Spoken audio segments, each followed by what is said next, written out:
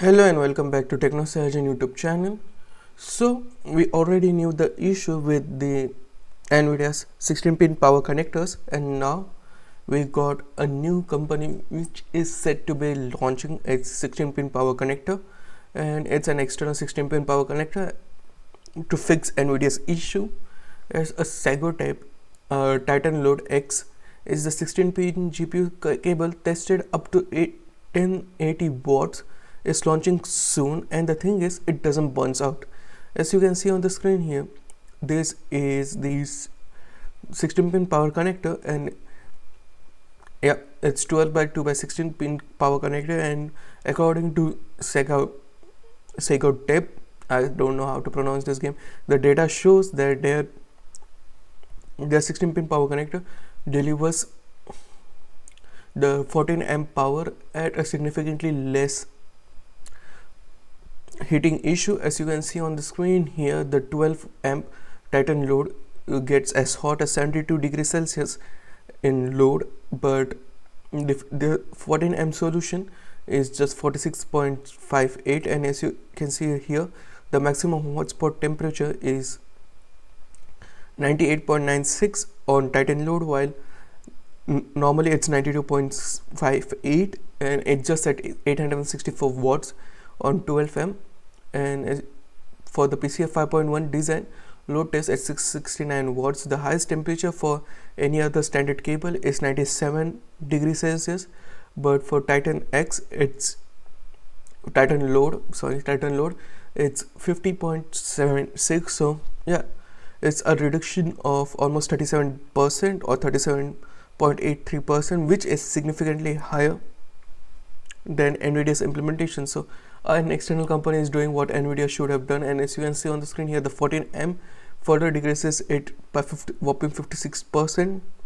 As you can see on the screen here, from 123 average to that of 53.53 degrees Celsius. So yeah, next up, AMD has launched its its FSR Redstone, and now AMD has launched its FSR SDK 2.1.0 to speed up adaptation of FSR Redstone, and it comes with FSR Redstone features, which includes DLL based machine learning, though this also includes the FSR reconstruction and radiance caching libraries, but do note it's still in beta and it's still in preview. But as you can see, the FSR SDK 2.1 API comes with a Loader Plus separate DLS feature, which includes Fidelity FX Loader Plus upscaler, frame generation, denoiser, and radiance cache libraries also. So companies can adopt it on the fly or however they want it. Next up, we already know that memory pricing is surging, and it's because of the NAND and AI, and now the memory prices has surged to persist in Q1 of 2026. Smartphone and notebook brands begin raising prices and downgrading specs. As you can see on the screen here, the previous specs was for the high end. The price adjustment for some smartphones is from 12 to 16 gigabytes. The adjusted specs is 12 to 16, but the problem is the transition to 16 gigabyte is slowing. The mid-range is transitioning to 6 to 8 gigabytes. Entry-level smartphones will be 4 gigabytes only. So yeah, smartphone manufacturers and notebook manufacturers are doing it so they can get away with this NAND, and there are NAND issues, and it is going to be persist till 2026. So yeah, it looks bad. Along with it, because of NAND issue, Nintendo Switch 2 RAM prices rise by 41% and NAND flash by 8%. Console giant shares nosedive in face of increased cost warning. So Nintendo Switch 2, if you want it, you should buy it, because the pricing for this for Nintendo Switch will also be increasing later down the year. Along with it, we already knew that a new hotfix was issued for NVIDIA driver, and it was amazing because it had an issue where NVIDIA's drivers were not working perfectly, and it was giving less frames, and with this patch it was giving more frames, and it was just an hotfix. But now user has claimed that this was not indeed an issue, as AMD also being affected, as user claims.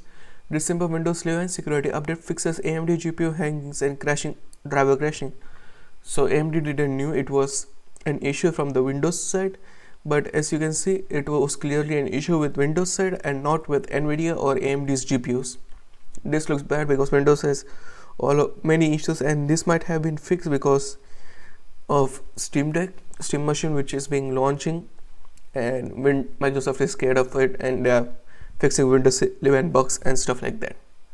Lastly for today, AMD's Ryzen 400 series has been spotted in the latest chipset drivers. As you can see on the screen here, in the latest chipset drivers, they added the support for Ryzen AI 400 series. So this just confirms it, like Ryzen AI 400 series is coming indeed pretty soon, and it is based on Gorgon Point. I already made a video on it, but to be brief, Ryzen AI 9 HX 470 is 12 cores, 24 threads, 5.25 GHz boost clock, 890 AMD GPU, and it's 16 CUs.